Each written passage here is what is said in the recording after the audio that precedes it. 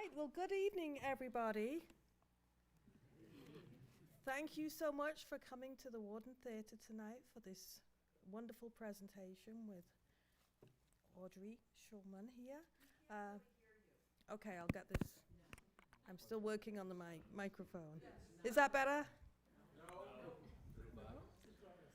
How about this? Wonderful. So my name is Joanna Kerr. I'm the Executive Director here at the North Andover Historical Society at the Stevens Center. This is our new central location. It's a building that is heated and cooled by geothermal and powered by the sun. Yeah! As David was saying. The Worden Theatre is the region's first solar-powered theatre and is available for speaking engagements, cultural and arts programs, which we're developing right now, and corporate presentations and private events. Did you know that the Stevens Center, this building that you're in, recently was awarded with our second annual Net Zero certificate, which is really, really exciting. I am very grateful for Karen Martin and the Climate Justice Group next door at the North Parish Church for planning this networked geothermal event and for partnering with the Historical Society on this great program. As you can see, the Worden Theatre is an incredible venue for such a great event. I'm very pleased to introduce tonight's speaker, Audrey Schulman, who is the co-founder and co-executive director of the HEAT.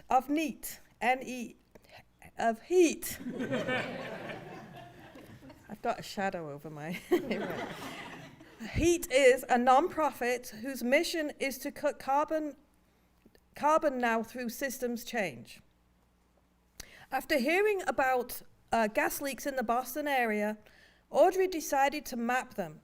Since then, HEAT has produced maps for all of the leaks around the state of Massachusetts. You can see the leaks in your home area at heat.org. That's HEET.org. Audrey initiated a study which showed that half of all methane gas leaks from pipes in Massachusetts come from just 7% of the leaks.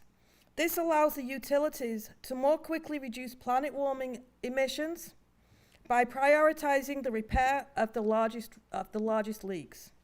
Then, in 2017, Audrey and her co-executive director, Zainab Magavi, proposed that instead of installing gas pipes, utilities could install geothermal networks, using ground source heat pumps to deliver heating and cooling to homes and businesses.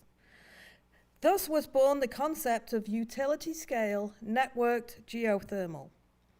Audrey is passionate about climate and dedicated to changing the path that we have been on. Following her presentation, Audrey will answer your questions on networked geothermal, and following that, you can enjoy a tour of the Stevens Center geothermal system with our board member and visionary behind this project, James Worden, which this theatre is named after. Please welcome Audrey.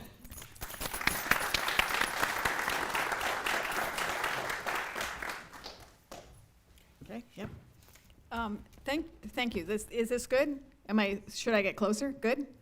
Okay. Thank you. That was like the best intro ever. So I'm gonna, right, there we go. Okay, right. HEAT is a nonprofit climate solutions incubator. And in order to make sure that everybody can continue to always trust us, we don't take funding from industry, whether gas or heat pumps or anything, where we're only funded by foundations, the government, and donors. And if I ever get too far from the microphone, you'll wave your hands? Yes? Okay, good. We do our work through relationships with other people, right? So, and this is one of our webinars that we had. And we talked to everybody. Where at this webinar, there was somebody who had done a 30-day hunger strike against a gas peaker plant. There's also gas utility executives, labor unions. The guy who came up with gas is the clean bridge fuel phrase, and nobody was having fisticuffs. So you get an idea of just what the wide spectrum is of the people that we work with. And that way we can suggest ideas to all these different people and keep, see what the problems are and keep iterating until we get to yes. We also do a lot of work through research, and we share that information with everybody through many peer-reviewed papers. And that, I think the one in the far corner is the one that originally inspired the chemistry of gas, the gas stove study that made a lot of a big hoopla across the country, and the White House was talking about, and everybody got upset about. It was exciting. So I thought, given that we're here, I would also mention the Merrimack Valley gas disaster. When that, which I'm sure many of you have a much deeper experience with than I do. But when that happened, working with Mothers Out Front, we managed to get a donation for over 500 induction cooktops, and we, handed them out through Merrimack Valley Project, right, was the name of the nonprofit, and to families that were most likely to be undocumented undocumented aliens, and therefore would not likely open the door for the National Guard to get the heaters or other things. And so we got over 500 induction cooktops out to people in the affected area. We were there before the National Guard doing that. And there's some of the induction cooktops. And then afterwards, we got many of the people, primarily from Lawrence, to come to testify about the experience at the State House. And during COVID, some of the people at HEAT managed to start a donation of food, working through a local grocery store to continue to give food to people who needed it throughout COVID. And that's over 500 different people that have been getting food donations, partly through our table, through many kind people in the area ever since. So, and the people who are involved are really wonderful, I will say. So now to get to talk about gas. So 2 years ago on my street, my local gas utility came along and ripped up my street. And they did it to replace the gas pipes on my street, which were aging and unsafe, and that's great. But they installed new gas pipes, new fossil fuel pipes, that will get paid off probably around by 2080. And meanwhile, we have a net zero emissions mandate in this state, which means that by 2050. So these pipes that they installed on my street are going to be stranded assets, right?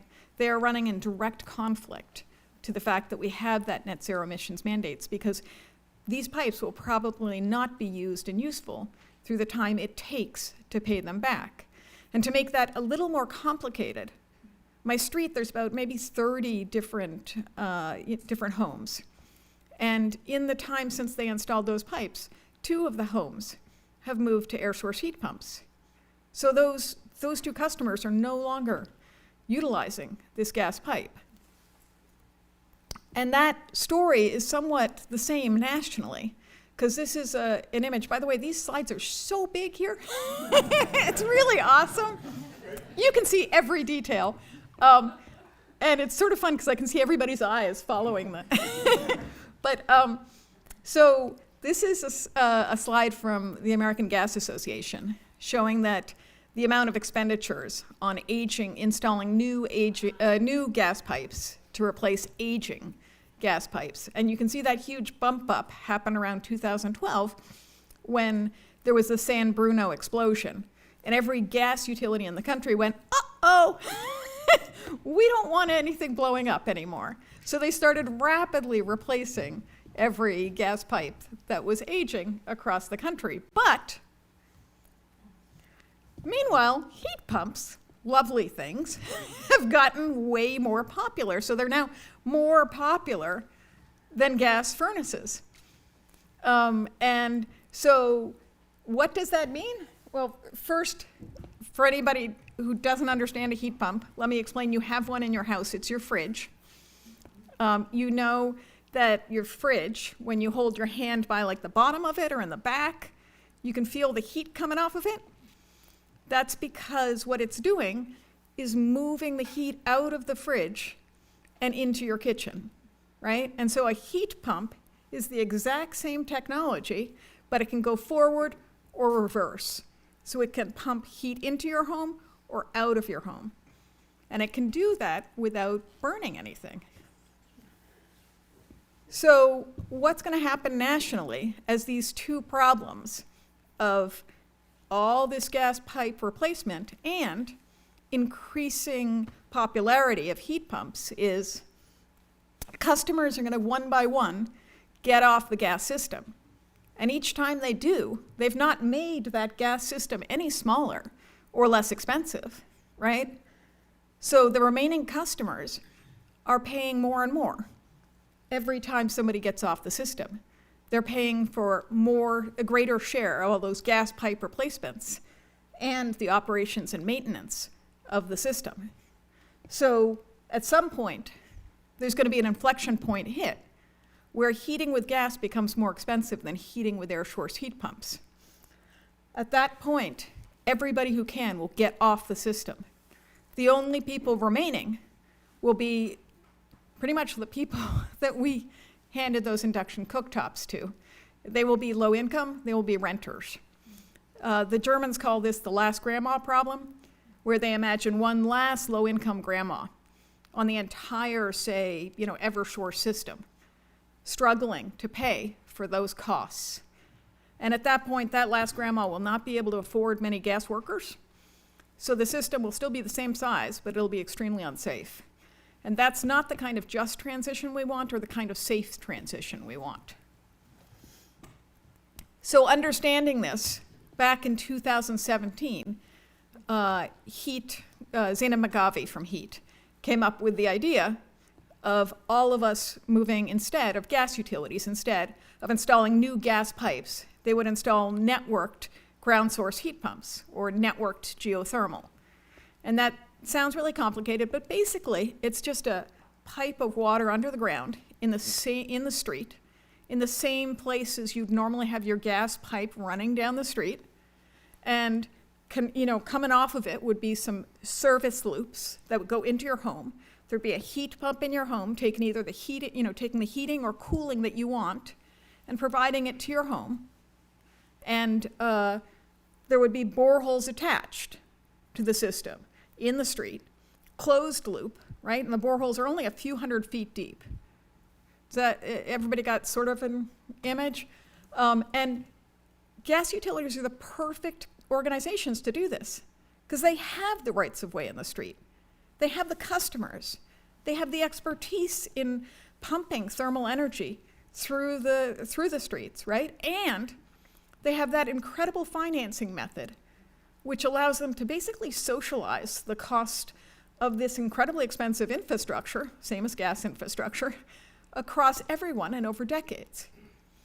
Because that's the utility of a utility, is really, it's socializing the costs of expensive infrastructure that everybody needs. It's like the one sort of socialism thing that we all use. It's interesting. And the system's way more efficient than ground source heat pump even, because you get synergies through interconnection.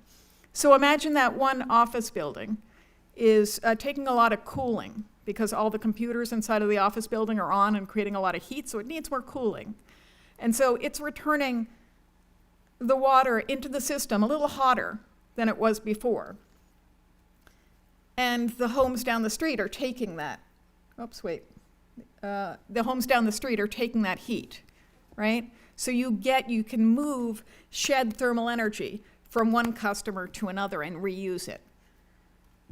Secondly, you can also store temperature in the ground, store heat in the ground. So for instance, during the summer, when you have lots of heat, pump it into the bedrock. And then take it out in the winter when you need it. If gas utilities did this, we would move from doing decarbonization of one building at a time to whole streets at a time, and all while maintaining all those customers in that same merged ratepayer base, that same customer base of gas and geo, so that you then keep that ratio of infrastructure to customers the same, and you avoid that last grandma problem. And there's going to be room for lots of questions afterwards, if I'm losing anybody. So it would be safer, right? There is not that explosive gas. You're not pumping explosive gas into the house anymore. You're only pumping water in the house. Water doesn't explode. It also should be less expensive.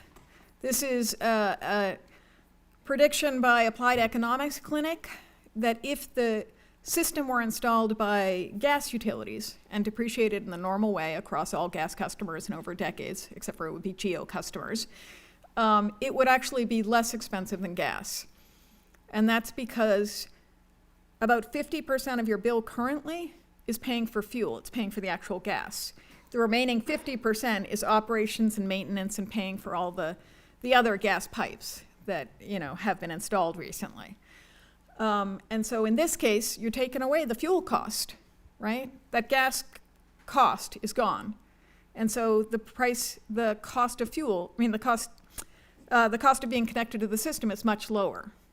Does that make sense? And just in case, here's another prediction. Every prediction we've come upon is that the system will have lower monthly energy bills. This is one from Chicago, because they're installing a system there.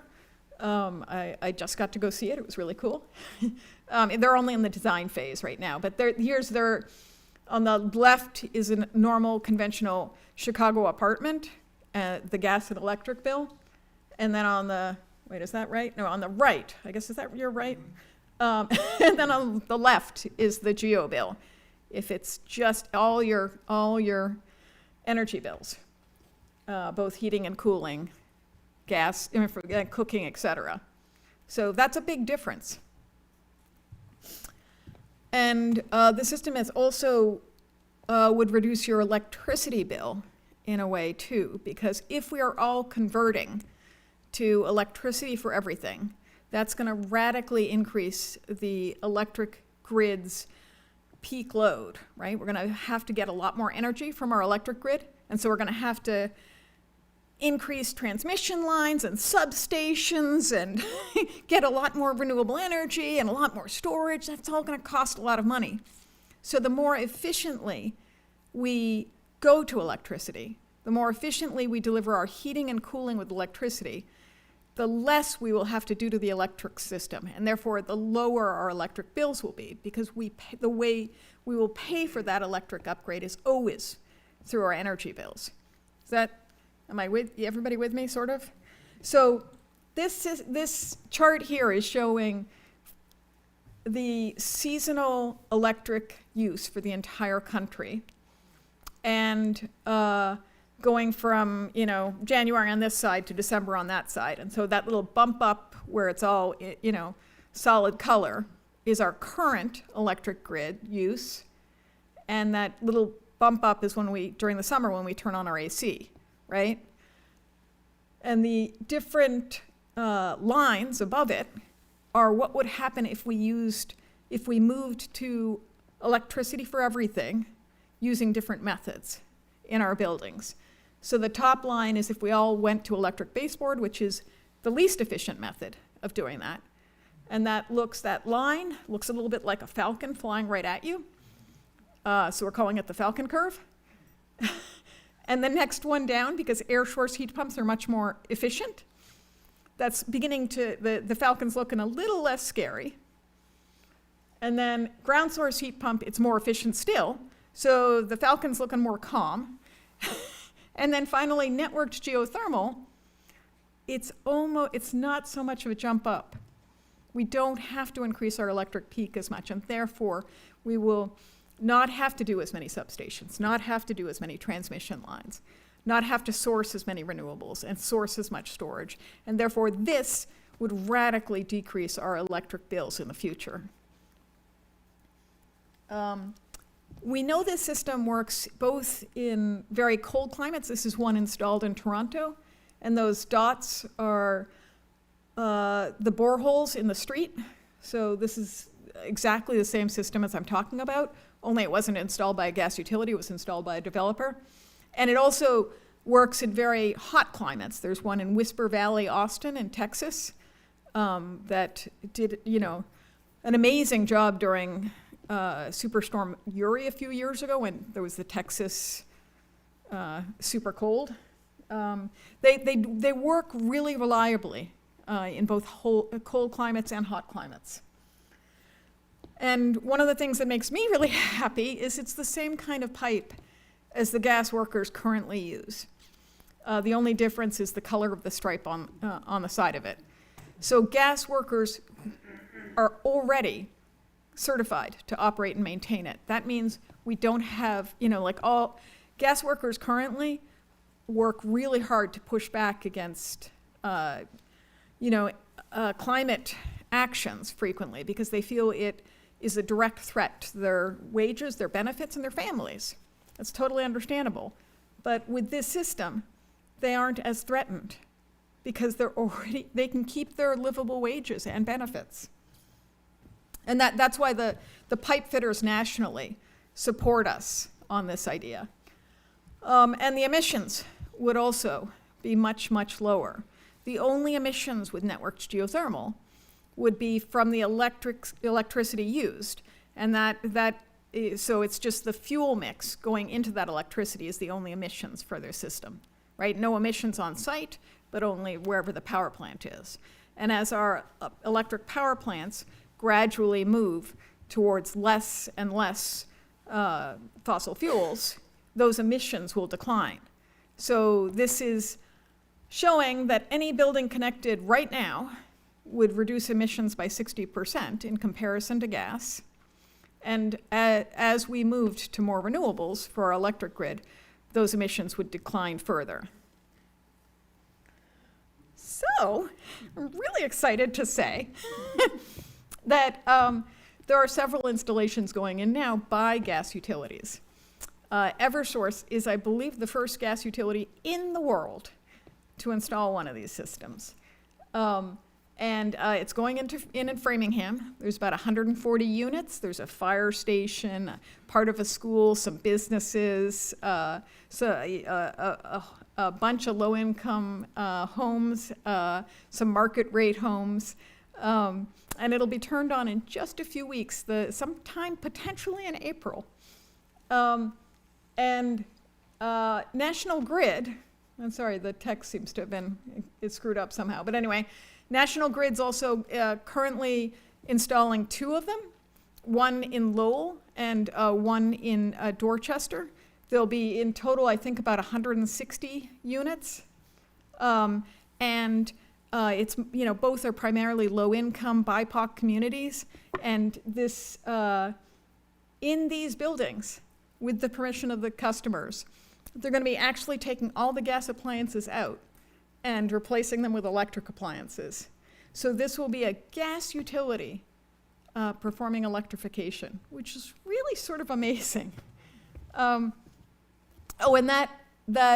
this drill, you can see it's at an angle.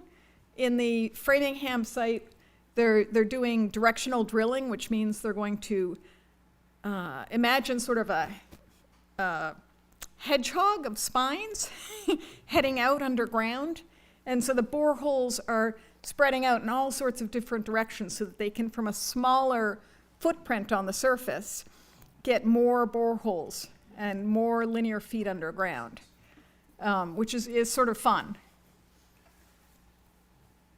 We've got a research team, which has kindly been funded by Massachusetts, with 2 national labs, somebody from the MIT Sloan School, Boston University, and a host of all sorts of other people will be trying our, we'll have an public open data bank with all the normalized data from the installs.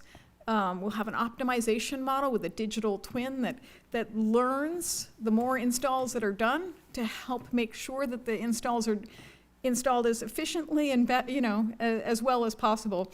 There'll be best practices and a whole bunch of other things, because what we want to do is make sure that everybody gives a huge think to this, to make sure that we're doing it, it's being done right, so that we can scale at the greatest speed and in a way that makes sense, right? And we want also, most importantly perhaps, to get everybody to trust this, because we can't get this wrong, right? We can't tell our kids and our grandkids in a decade, in 2 decades, in 3 decades, that we got the math wrong. That would suck. So here, I'm excited to say that, and maybe you all know this already, but from the Merrimack Valley gas disaster, there was the Columbia Gas settlement. And so $4 million of that money is set aside for a networked geothermal install here somewhere in the affected area. So the Attorney General Office and the Department of Energy Resources are in charge of this, and they've created an RFP and gotten Burrow-Happold Engineering to be helping them with this.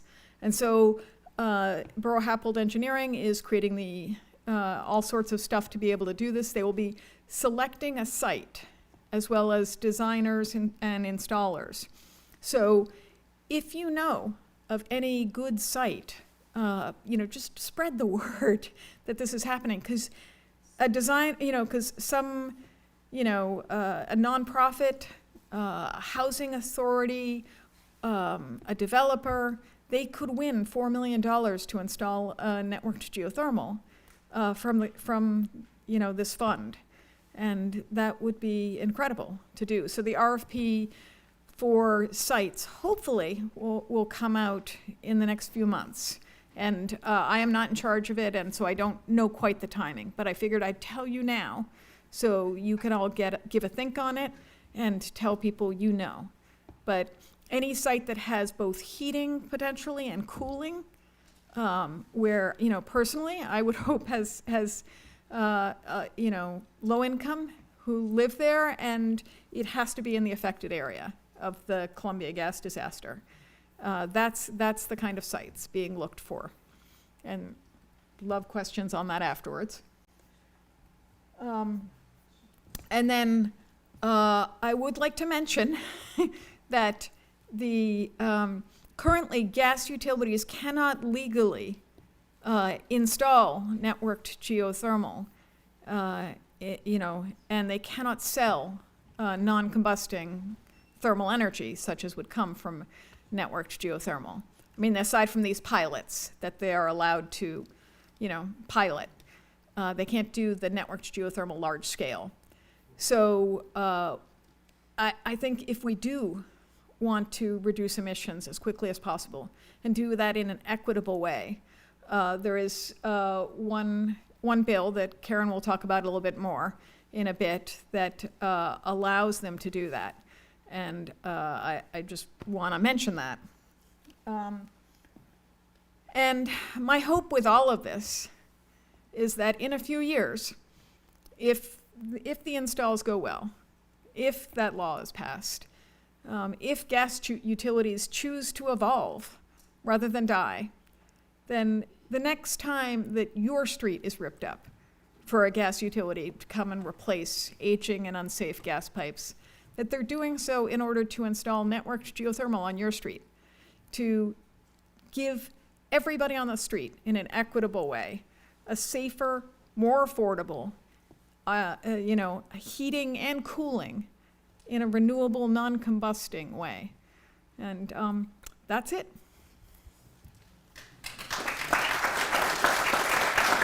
And I get to now introduce Karen Martin, who is on HEAT's board, is an incredible person, and at first I always thought was a reverend. So I hope you all treat her really, reverentially. Well, I get to say thank you to you, Audrey, for an excellent presentation. You should. Oh, I think. Excellent presentation.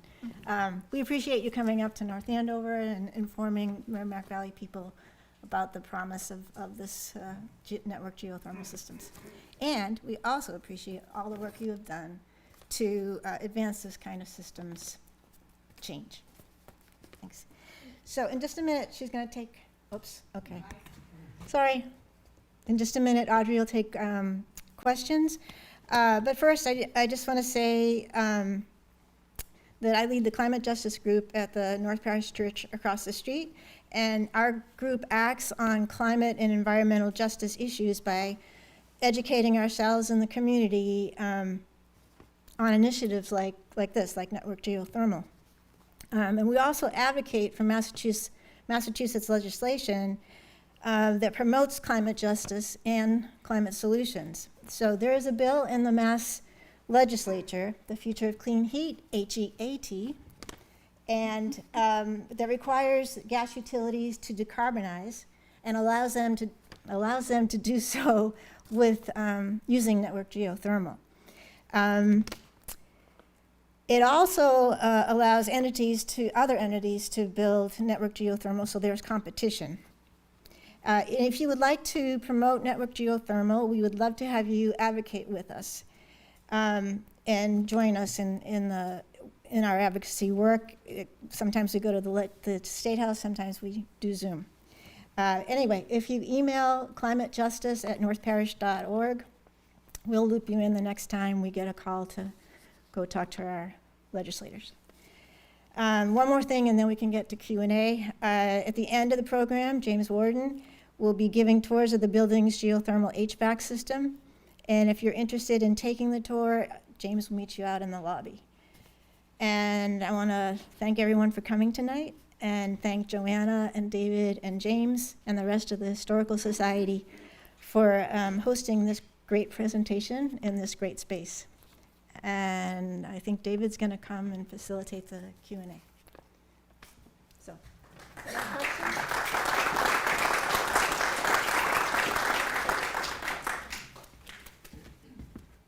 I don't know if I'm actually needed, but does anyone have questions for Audrey?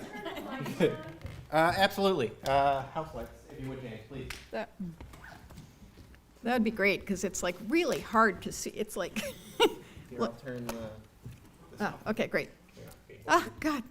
I feel like I was being asked, you guys were gonna grill me on, anyway. Okay,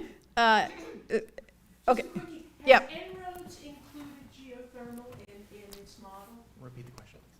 Has En-ROADS. En-ROADS, I don't, The program that MIT has that shows oh, yes, so, what actions you can take and how it will ultimately affect the climate. yes, has En-ROADS at MIT. En-ROADS is a software system that allows you to choose different options to calculate if you can, how much it reduces emissions. And so far as I know, En-ROADS has not included networked geothermal in it, but I might not be utterly informed, so. Yes, How do you circulate is it water that goes through the system? Yeah, it's just- Is it a continuous loop? Or how do it's a continuous loop, so imagine a radiator that is just filled with ambient temperature water. And so it just goes round and round the radiator. It's a closed, Each individual house will draw off of that? yeah, there'll be a service loop going to each building. So, like the gas pipe that goes to your house, except for it would go to you and then come back out to return the water into the system. And it's just water? And it's just water. In the some cases, they're putting in food grade glycol also as a way to do antifreeze. And Eversource has already figured out they don't need to put as much as they put in. So when you drill the wells, how does it circulate? How do you drill a 300-foot well? How is it? Circulating into there. Yeah. So it's a pipe. It's about 6 inches wide. So don't imagine a giant, and it goes down, a few hundred feet. There's around it is grouting, the same as like grouting around tiles, right, with good thermal transmissivity. And so the water, it's either a U-loop of the pipe, so it goes down and it comes back up for each borehole in, again, that 6-inch wide area, or you can sometimes have concentric boreholes. So one pipe inside of another. So the inside pipe, it goes down, the outside pipe, it comes up. Does that, and there's generally a valve that goes to the borehole array so that you can turn it on or off as you need it. So you put the water through when you want to bring it back to temperature. How does the system, Oh, yep, sorry. how does the system circulating the water How, draw the heat into the house for warming, and or call it for cool area for cooling in the summertime? How does that mechanism work? so how does I'm repeating the question each time. I'm not just stalling.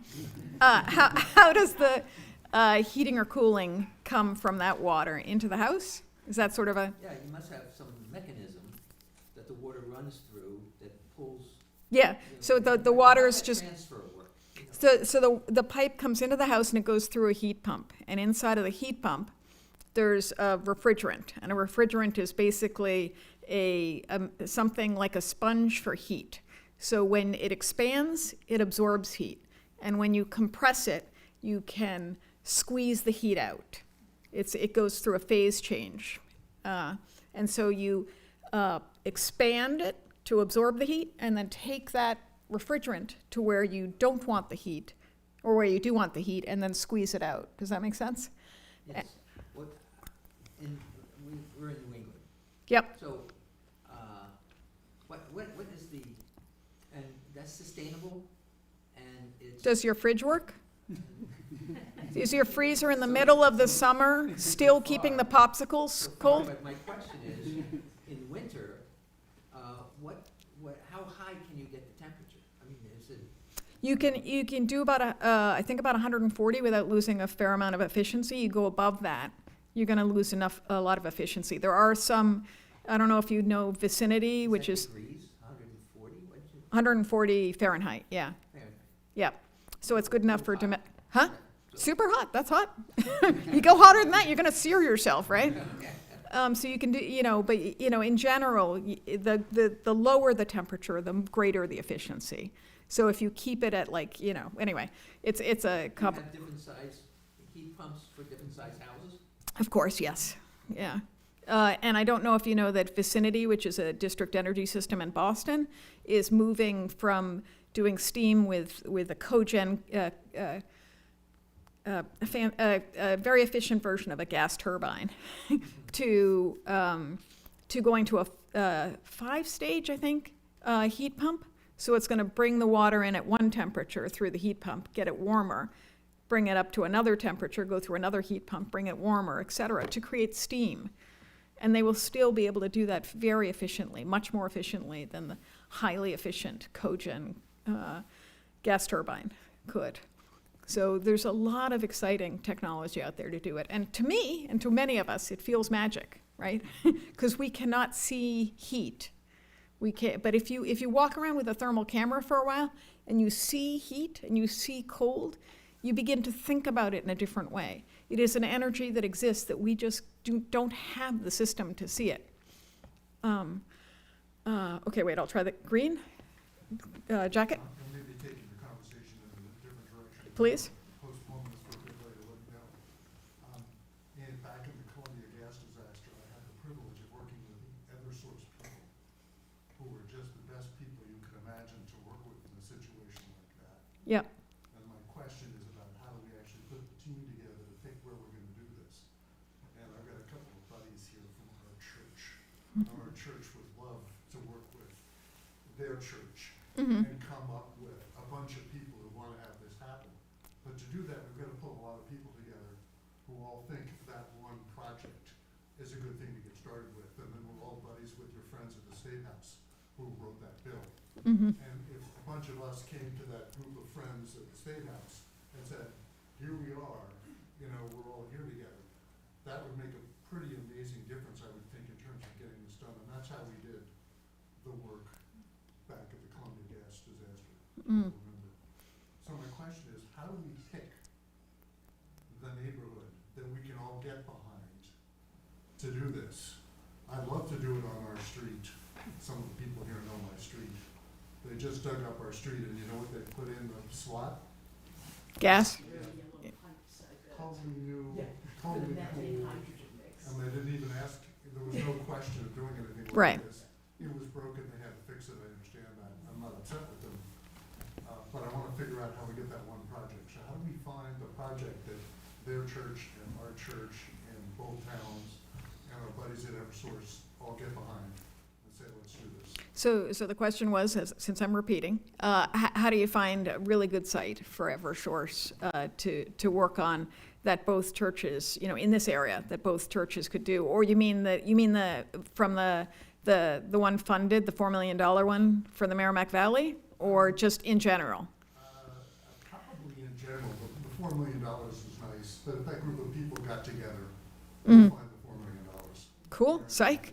The question is, how do you build the community around it? So- And how do we find it so we can get everybody excited? So I always think community is the most important thing. That in all the work that I've ever been able to do, it's done through relationships. It's done through other humans. So I always think you've got a really great question. That with people working together, you can get anything done. First, have the relationships. It sounds like you've got great relationships already working with an active, strong community.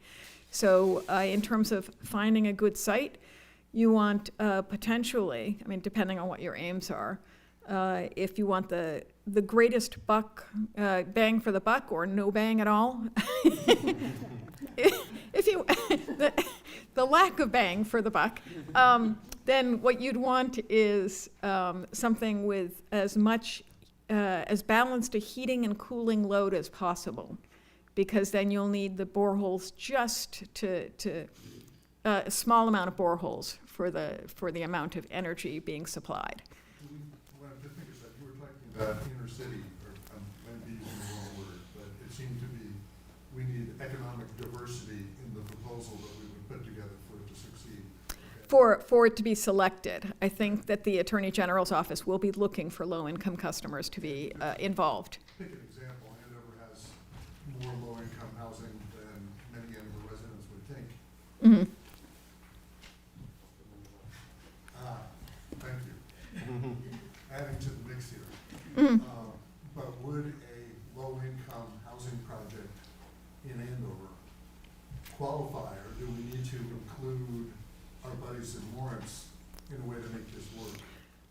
It is up to the Attorney General's office and the Department of Energy Resource to make decisions on how that $4 million get allocated. And I'm betting they would want, they might be more interested in Lawrence than Andover, if only for the political look, but that is my total guess. I do not know. She recommended one of the groups, Groundwork Lawrence. Oh, yeah, they're awesome. That's what I know, and a bunch of us know some of the leaders there, so. Yeah, they're awesome, and that would be incredible to do. But Eversource will also probably, hopefully, with luck, especially if the bill gets passed, be looking for more sites in Andover and everywhere else. And my hope is that these become seeds that get installed everywhere, networked geothermal seeds that can grow out and interconnect to become bigger and bigger, to provide us all the renewable heating and cooling that we need. And I'll go here, yep. Just to address the question about Lawrence, Lawrence is an interesting place, because the part of Lawrence that was the most, I'll stand since I'm so short, the part of Lawrence that was greatest affected was South Lawrence, Andover border. My daughter and I live in North Lawrence, which is older, and the income is lower. My street is interesting. It's one block long. I work for the Postal Service, which maybe to North Andover to Andover might be, moderate income or maybe even low. But Lawrence, it's such a diverse community. So ironically, the part of Lawrence that got wrecked was higher on the average economically than the poor people in North Lawrence who didn't suffer any of this. So it's an interesting, it's an interesting mix. And I was gonna ask you about that, because if they wanted to, the Merrimack Valley money, if they wanted to the people, in other words, she and I would be left out because nothing bad happened on our street. Yes, and so I'll repeat the question. So there is a lot of economic disparity inside of Lawrence, and that the affected area was some of the higher income area for Lawrence, and that there are other areas that would not be able to get this, therefore the $4 million award for a networked geothermal install. So I believe, according to what I've heard, and again, I'm not the Attorney General's office or the Department of Energy Resources, that they do want the affected area, something in the affected area. But you can talk to them or push or suggest different sites that we're outside and see. And my hope, again, is that this is something that is installed everywhere, and that it especially grows in areas where it is lower income, because I think it is just, so many. I've got solar on my house because I was able to afford to put solar on, but that is unfair, right? And I just think everybody should have a chance to be able to have access to renewable energy, especially given what happened, in the Columbia gas disaster. I will try. Sorry, 1 second. Let me try here first. Just an easy one. Yeah. The heat pumps that you're talking about, those are a completely different animal than, conventional heat pumps that we now have, correct? Oh, in terms of the networked geothermal, is that a different kind of heat pump? Right. So it's always the same sort of technology, basic technology.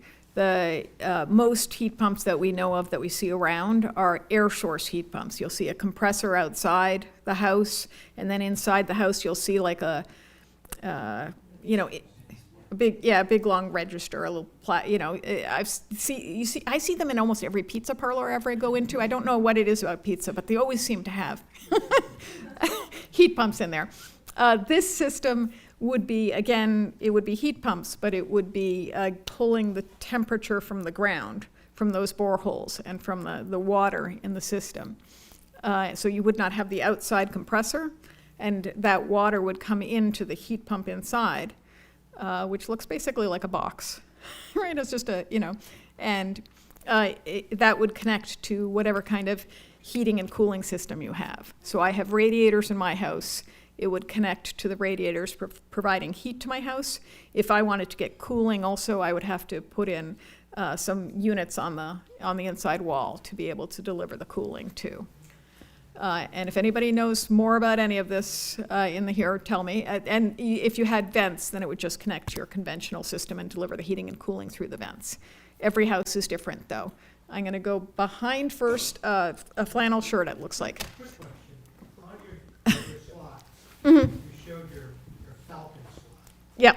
And on that slide, you showed ground source heat pumps using less energy ground source heat pumps using more energy than geothermal. Can you explain that? Yes, so they're both, networked geothermal is also ground source, right? Yes, that's why I But it's just and sorry, I was supposed to repeat.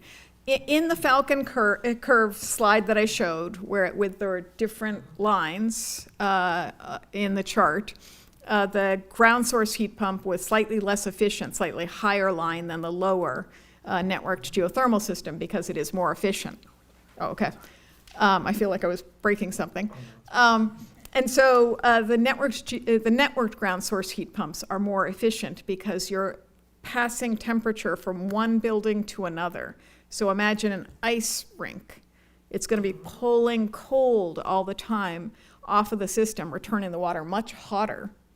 And then it can heat, an ice rink in this latitude can heat 50 homes all the way through the winter with its, the heat basically moved just from taking all the cooling off of a system. Does that make sense? I'm a little confused. I am too. Ground source Yeah. system, I expect my ground source to be 55 degrees, and that would be where I would run my heat pump off. In this system, I would expect the water running out of the street to be something 55 to maybe a little higher if you were cooling buildings. In the winter, when you're heating buildings, I'd expect it to be at least 55. So I just don't understand the mechanism that gives you the added efficiency. The question, as I understand it, would be that there would be some temperature variation throughout the year in the winter and the summer. In January, you're not doing a lot of building cooling, doing mostly building heating. And so the water would then become colder and colder. So the water should be roughly the temperature of the ground, which is about 55 degrees Fahrenheit. Yeah, I so just don't understand how so heat pumps are magic, and our brains do not think that way. And I'll state that it takes a long time to get it, but basically, yes, the temperature of the water in the system changes over the year.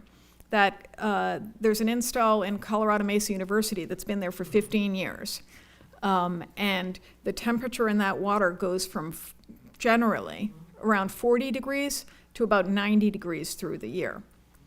And that's sort of the temperature range where heat pumps are super happy and can work at their highest efficiency. Because it's fairly close, it's easy to pull heating or cooling off of that temperature. And what Colorado Mesa does is it it thermally manages that water. So when the water's getting too hot, they start pumping heat into their Olympic-sized pool. Or they pump it into their irrigation water during the shoulder months so that they can keep the lawn greener for longer through the year. There's an install going in where they're going to use the spare heat to warm the sidewalks so they don't have to shovel during the winter. And you can do the reverse, right? Like you just have to start thinking with imagination about where you need heating, where you need cooling. Here in this in this area, we need more heating, right? So we gradually build up extra cold. And luckily, in a warming climate, we don't have to worry about that. We can release that cold anywhere. We could release it in public areas to keep people cooler. We could release it into the sea to begin to turn the sea back to the temperature it had been. We could release it into the air. It doesn't matter. There's just many, many options. And so it's a fun system to think about. Woman right there, yes. This is sort of connected to what you were just saying. It sounds like some of what you said was that the network geothermal is more efficient than just individual geothermal because there's a trading Yep. of energy. Somebody's using it and having waste heat, and somebody's taking it and heating their place. I'm wondering if you could describe the commercial side, like if you were to design or pick the perfect location, Mm-hmm. would it be a data center for like a computer data center because they have lots of computers, an ice rink, a swimming pool, a grocery store? Are those the kinds of things that have huge heating loads and we want them right next to a residential building? You are now about to design this system, I think. You've got it. Yes. And sorry, I was supposed to repeat. So the question. Is there any other scenario that we should be looking for? Are grocery stores and data centers and Ice rinks, refrigerated warehouses, assisted living places, greenhouses, office buildings. Every office building uses more cooling than heating. Anything. And basically since we don't all carry around in our head an idea of how different buildings use heating and cooling, just try different buildings. Just find an area that has buildings that use energy in different ways, that are different kinds of buildings. A firehouse, a school, a gas station. Go for lots of different kinds of buildings, and that's the kind of perfect site. kind of 24/7 type buildings? It's 24, the more energy use, the greater energy density, the more you'll be able to harvest the energy per linear foot of installation, if that makes sense. Yes? In terms of the heat exchange, residential areas, a lot of people are forced hot water heat. If you go to network geothermal, people are probably gonna not wanna have to put air duct work into exchange, except for the air conditioning, I guess. But are there exchanges that support hot water? Yeah, you can connect it to a mini split, so like that little, you can have a head in the house that sounds sort of weird, because of course you should have many heads in a house, but anyway, like these kind. You have something on the wall that delivers cooling as well as, then you have heating. I have those in my house. Okay, But I have forced hot water because the electric bill went crazy when I tried to heat the house with the mini splits in the winter when it was really Yeah, cold. yeah. Because they're just not as efficient. So someone like me or other people may want to preserve their forced hot water Oh, yeah. rather than put in ductwork. Yes, and sorry, yes. I have forced hot water. I love forced hot water because, it's even temperature, it's quiet, it's lovely. And, the humidity in the air is retained all the time. So I hope that people want to retain it and then just have a few mini split heads, yes. But is there a vehicle to use the hot water system from the network geothermal? I don't think you answered my question. So you would then use that system, that radiator system or forced hot water system, to deliver the heating. And then you would also connect that, the heat pump that you have to something that would also deliver cooling in the summer. Did I that, think what he's asking is there a ground source connection to the hot water system that runs through your hydronic? oh, yeah, yes, of course, it's, sorry, I thought that was, yes. Thank you for, so the question is, again, I'm trying to repeat, does the hot water, the radiators or baseboard directly connect to the heat pump? Yes, it is a water source. So even though it's ground source, it's actually a water source heat pump. Super confusing language. And so the water in the system, those service loops going into into your building, would go right into the heat pump. The heat pump would then take that temperature and put it right into your radiators. One quick question, not answered, but is there information on the economics of it? You've got these graphs, you've got Falcon curves and all that stuff, but I, for one, would like to understand what it's gonna cost versus, it's a forecast of what you're replacing from Columbia Gas or Eversource or electric company. What is it really gonna be? So what will the cost, the monthly energy bills actually be? And we definitely need real forecasts. And no matter how many forecasts I put up, they would not matter because the people who really need to decide this is regulators. And so far, regulators have not stepped in on this.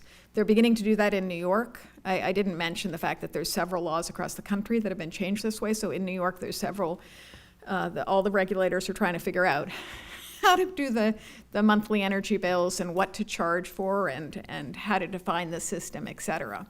So the gas companies were effective and efficient. Now they're still efficient but not effective. All this stuff. So in the future, somebody's gonna pay the bill, somebody's gonna manage all that stuff. That's the kind of stuff that kind of makes my head explode. Yes. Because you got a system that works, and it's not simple to go to a new one. Unless the gas companies take it over, or maybe the electric companies take it over.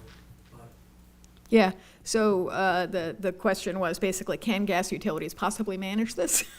It's going to be extraordinarily difficult to do the retrofits in the building, to figure out how to do the monthly charges, to figure out how to meter this. There are many, many open questions about this. And there's some potentially some doubts ascribed towards gas utilities' ability to deal with this. I think this is something we have to not be passive on. We have to all care deeply about our future and all work together to try to come up with the best answers possible. And so I think this is going to be complex. So the Department of Public Utilities is something that hardly anybody ever, sends in comment letters to, or sits through one of their dockets. I recommend you do that and offer as many thoughts as possible, because it is an extraordinarily important part of our state government, and it hardly ever gets public opinion. So please, find the important dockets that you care about, and offer public comments. You can simply send in a letter about what you think is important and the issues that people should consider. And we have a lovely new head of the Department of Public Utilities in Massachusetts, who comes from a beyond coal background. And so I strongly recommend, this is a point when, for the first time, in the way I think about it, the Department of Public Utilities is really listening and trying to think forward into the future for our children and our grandchildren. So, yes. Oh, no, yes. So the cost savings, Mhm. the relative costs are impressive. To what degree do those reductions in cost depend on scale? Quite often in an industry, the pilot projects, in fact, are more expensive on a per unit of service because they're very small. Do we have any idea about what scale do we have to reach? Yeah, to start getting economies of scale. Thank you for the question. That's a beautiful question. And by the way, I'm going to get the person in the back next. And it's something I should address. So when the first personal computer was offered to the public, it was sold for, I think, just under $60,000, which is approximately $600,000 in today's dollars. In the time since, aside from those people who hate computers, I don't think anybody would say that those first few computers were not worth it, right? So there's something called the learning cost curve, which is basically that as you double production, you tend to drop the cost per unit 20% each time. So I will guarantee you that the first few installs are going to be expensive, and that people are going to be like, and that will partly be because they are not, they're comparing apples with trucks, right? They won't be comparing things very well. So they'll talk about the fact that, an air source heat pump installation per unit will only cost this. And they won't remember the fact that you're not only doing the customer retrofits in this place, but you're also doing public infrastructure that will last for 100 years. And they won't be thinking about the fact that the first installations will always cost more. And so and utilities are not really good the first time they innovate. First time they try something out, and some of us maybe would say that the 1,000th time they do something, they're not so good at it. But I wouldn't go that far. But the first time they do it, they're going to screw up. So let's just be aware of that and be a little patient and make sure that they improve. If they don't improve, let's stop it. But if they do, let's go with them and let's allow them to try to experiment forward, because this is something we really need, I believe. And now, yeah, sorry. That implies to me, Yep. as an economist, that the initial installs will need public funding, because from a short-term investment perspective, Yep. they are not going to be viable from a commercial perspective. Yes, the first few installs will probably not be, I agree. Sorry, I'm supposed to repeat. The first few installs will always be more expensive and not viable commercially. It's the next few should be. And so, yes, that's what I hope we see. And I hope we see it strongly in the data, but we will be seeing the data. And it will be public and open in a normalized way so that everybody could look at this and do due diligence, because that's the only way we'll be able to go forward in the right way and in a way that everybody can trust. And now I can go to the person in the back. I'm really sorry for the long delay. Yes? I'm trying to be optimistic. Yep. With a pessimistic mind.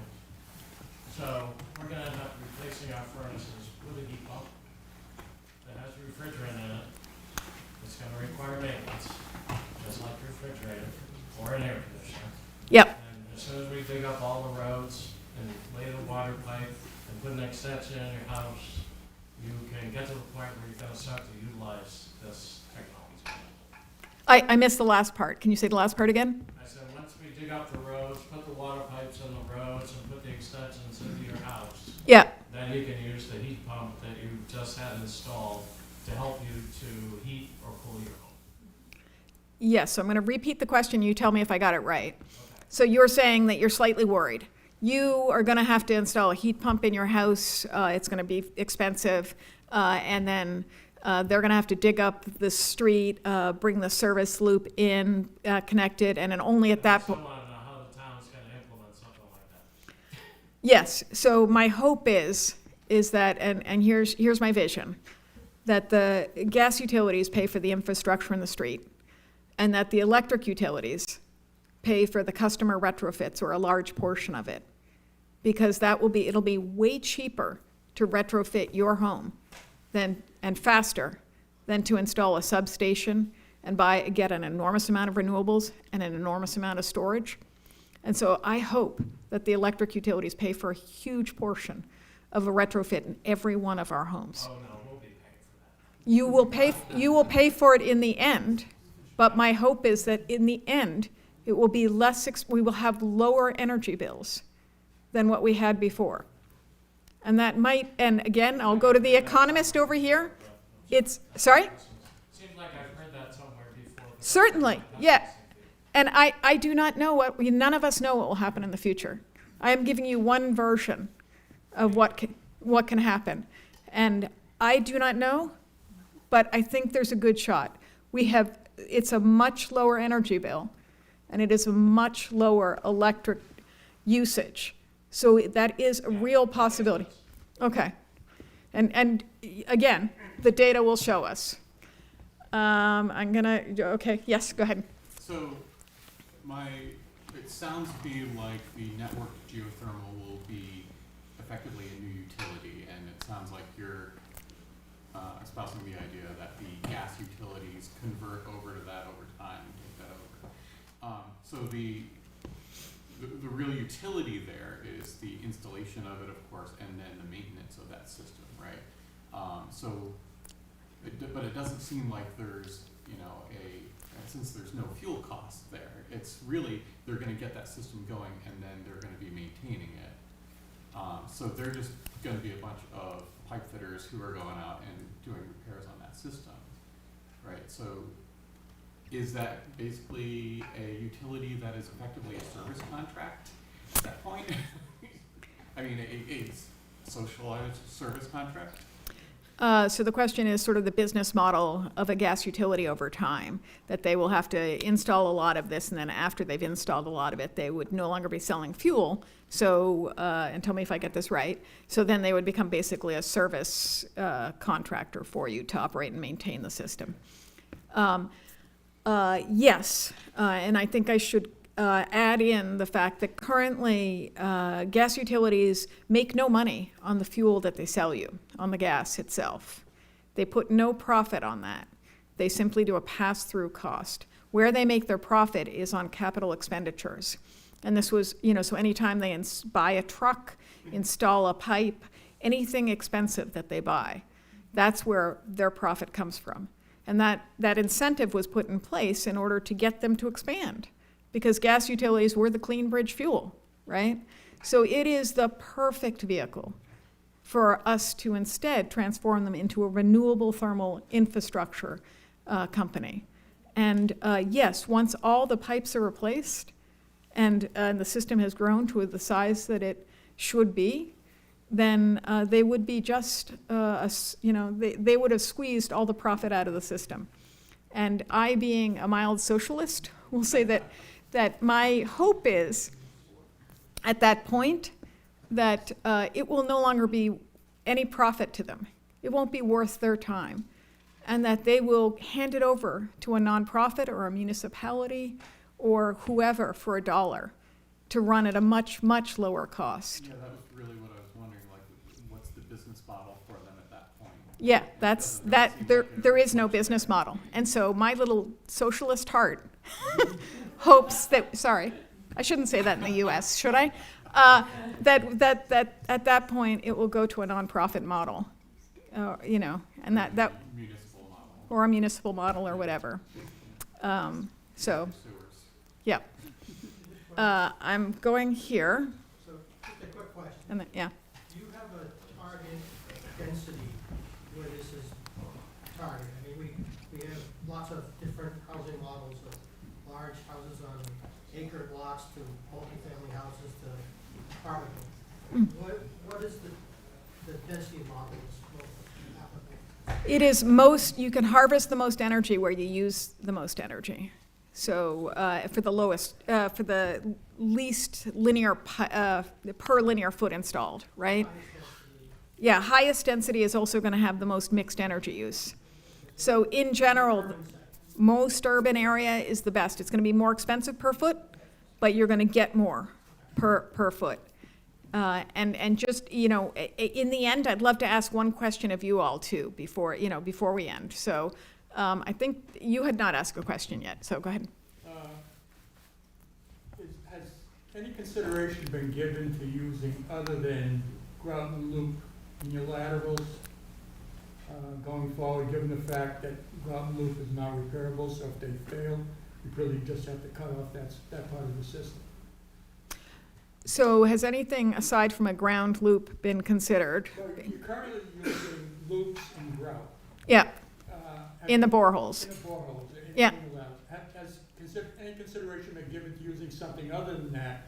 Because historically, if those systems fail, you just have to cut that part of the system off. They're not repairable because the pipe is in the grout. It's stuck in there.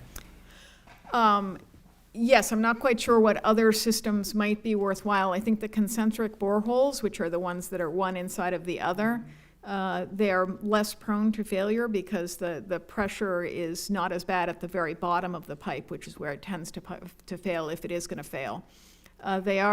They do last an enormously long time in general. They're got 100-year guarantee on them. So there is some borehole failure that happen, as there is a little bit of failure with everything. But I don't think there's a lot of worry about that. And if you have any other suggestion of methods, I'd love to hear it. So, okay, awesome, thank you. Okay, wait, you haven't asked a question, have you? Oh, okay, wait, I'm going to go to the back over there then. Sorry. Do you have a link for the slides or some way to get the slides? Sure, yeah, I can send them out. I mean, they have them here already, so you can get them from the the Historical Society here, North Andover Historical Society. Boy. If I may, if you email educator@North Andover Historical Society, I can send you these slides, and the whole presentation will also be available on YouTube afterward. Thank you.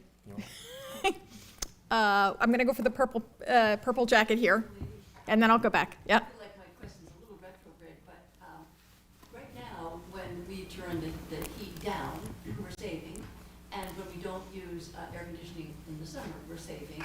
And so there's an incentive to save when energy is costly, and at the same time, it's also a really good thing to have that incentive to save in terms of using energy on this affordable legal plant. So my question is there anything that, so when the bill comes to me, when I'm on the network system, geothermal system, I have control over my bill still, whether so that I would maybe heat my house to that comfort zone that I want so much, because I'm still trying to save.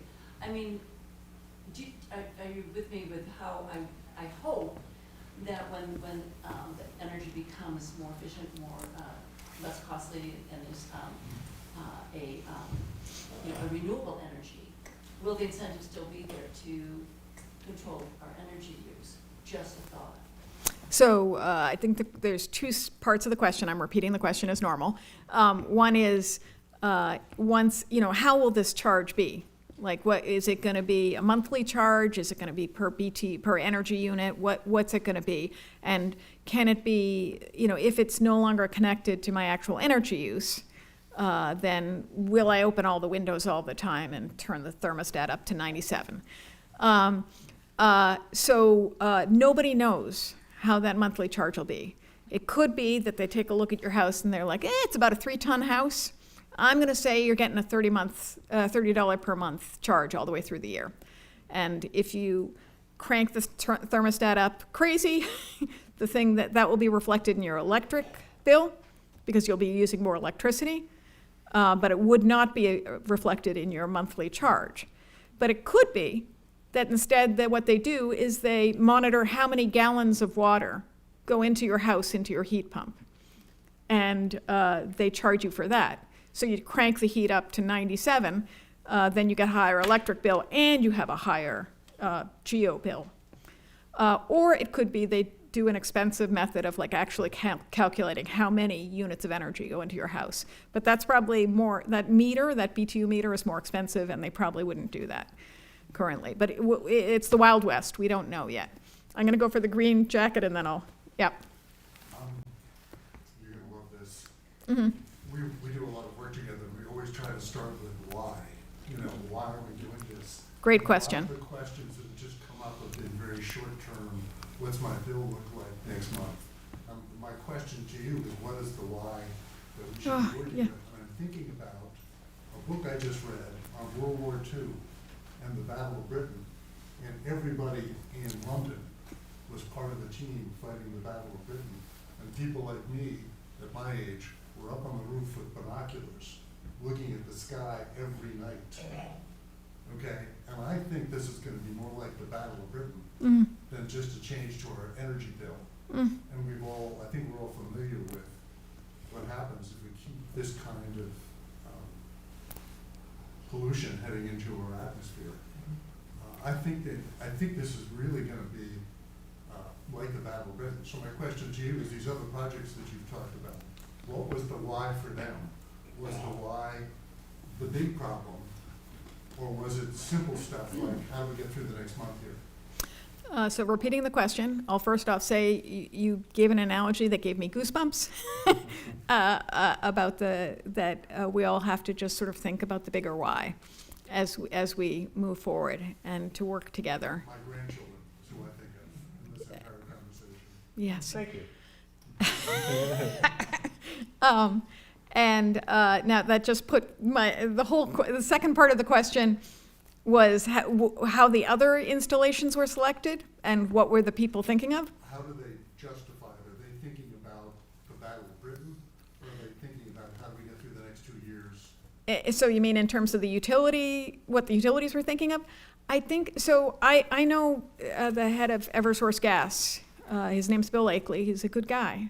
And that's, for me, somebody who's fought against gas utilities for a decade now. That is unusual for me to say. And he has told me that one of his kids is really, really angry at him as being, selling a lot of fossil fuels. And I think he deeply wants to make her happy. And I think all of us think about our kids and our grandkids as we do this.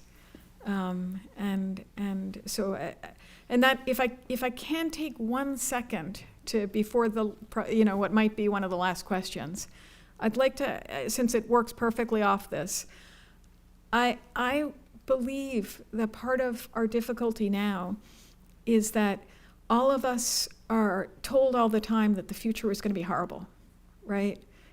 Climate change, AI, food insecurity, soil, like just everything, right? And so I think that part of the problem is that we don't have an image of a better future, one that is something, that where our kids or our grandkids are happier and healthier and where life is vibrant and resilient. And so I wonder if I can, and this is the first time I've tried this, but can anybody yell out can we just have a few different ideas of the image, the concrete, specific, physical image that you have for 2050 that you'd like to see? Like for me, it would be to have my kids be holding grandkids and have them being healthy and happy. It's something that just, would bring tears to my eyes to think of. Is there any future that you imagine in 2050 that you really want? What is that specific vivid detail, and you can, no need, you can just say the thing. No asthma. No asthma. For me, it's Dr. Lavoie at the Greater Lawrence Technical School churning out students who are using this for their careers. And this isn't a problem for us. This is the basis of our economy, and it's local jobs here in the United States, and we're all helping them. And we're all excited about it. And Greater Lawrence Technical School, if you haven't been there, go. It's amazing. What a great place to create an academy to do this. That's awesome. Any other specific thoughts aside from those two? Healthy trees. Clean oceans and not being filled with plastic microparticles. Yes. I think I'm 90% plastic. No land disappearing, No land, from the climate change, from water. yeah. Because these people are gonna lose their countries. Yeah. How Thank- about the outdoors, where our grandchildren 50 years from now can go out and play? It's a lovely one. Okay, I'll go to the next question. Thank you for that. One back here and then, Residual question, a couple of things you said intrigued me. I'm thrilled that, the head of the gas company has children and they're talking to him and he's listening. I wanted to hear a little bit more about your comment about how the electric companies have an interest in that because it doesn't, the use of electricity won't overwhelm them as much as all of our current thoughts. And have you heard, are they actually like responding to you? Are you hearing them begin to say, yes, we need to do network geothermal because we can't have everybody on heat pumps? I have not talked to any electric utilities about this idea. I did send in a comment letter to right now, we happen to luckily be in the middle of our electric sector modernization planning period. So if anybody wants to do any dockets at the DPU, right now we are planning how to upgrade the electric system. And National Grid has said that we will be using more electricity in the winter than during the summer by 2035. And that by 2050, that electric peak will be more than double our summer peak. And that in order to deal with that, they need to increase the investment in the electric grid 7-fold within the next 5 years. So this is the time to start talking to them. And I will talk till I'm blue in the face, but anybody else who wants to also, that helps. That is the way we move forward, is through a lot of people being pesky. Yes? Oh, wait. Oh, okay. And any more questions, come and talk, because I feel like I've talked too much, or I will stay here as long as you want. So